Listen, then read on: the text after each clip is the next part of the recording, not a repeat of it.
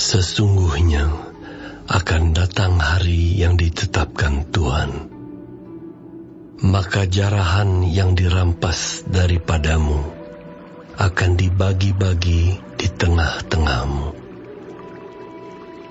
Aku akan mengumpulkan segala bangsa untuk memerangi Yerusalem. Kota itu akan direbut, rumah-rumah akan dirampoki, dan perempuan-perempuan akan ditiduri. Setengah dari penduduk kota itu harus pergi ke dalam pembuangan, tetapi selebihnya dari bangsa itu tidak akan dilenyapkan dari kota itu. Kemudian Tuhan akan maju berperang melawan bangsa-bangsa itu, seperti Ia berperang pada hari pertempuran. Pada waktu itu, kakinya akan berjejak di Bukit Zaitun, yang terletak di depan Yerusalem di sebelah timur. Bukit Zaitun itu akan terbelah dua dari timur ke barat, sehingga terjadi suatu lembah yang sangat besar.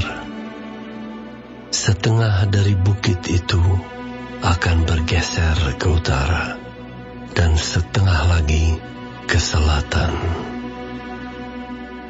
Maka tertutuplah lembah gunung-gunungku, sebab lembah gunung itu akan menyentuh sisinya, dan kamu akan melarikan diri seperti kamu pernah melarikan diri oleh karena gempa bumi pada zaman Uzia, Raja Yehuda.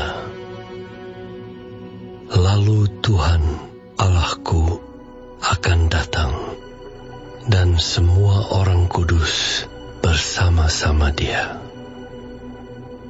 Maka pada waktu itu tidak akan ada lagi udara dingin atau keadaan beku, tetapi akan ada satu hari.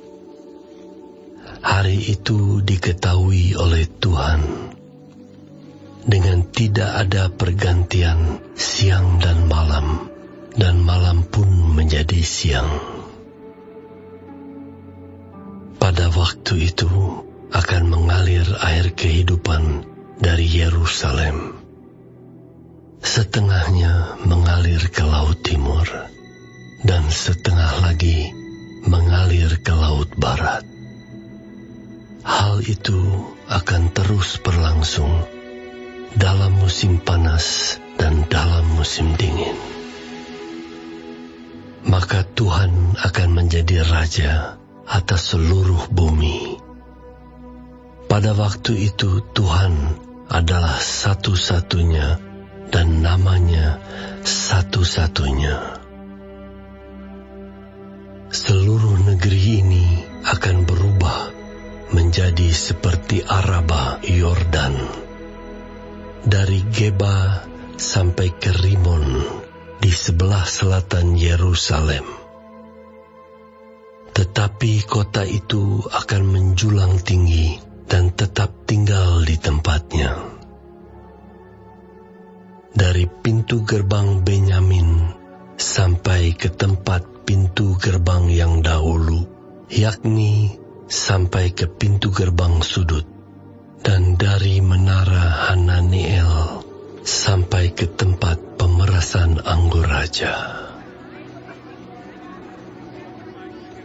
Orang akan menetap di dalamnya, sebab penumpasan tidak akan ada lagi, dan Yerusalem akan tetap aman.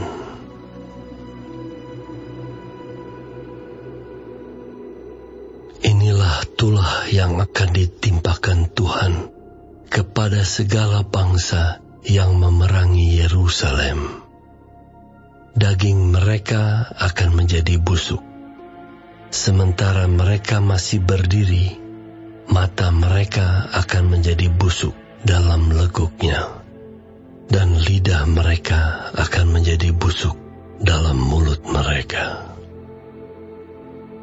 Maka pada waktu itu akan terjadi kegemparan besar daripada Tuhan di antara mereka, sehingga masing-masing memegang tangan temannya dan mengangkat tangannya melawan tangan temannya. Juga Yehuda akan berperang melawan Yerusalem itu.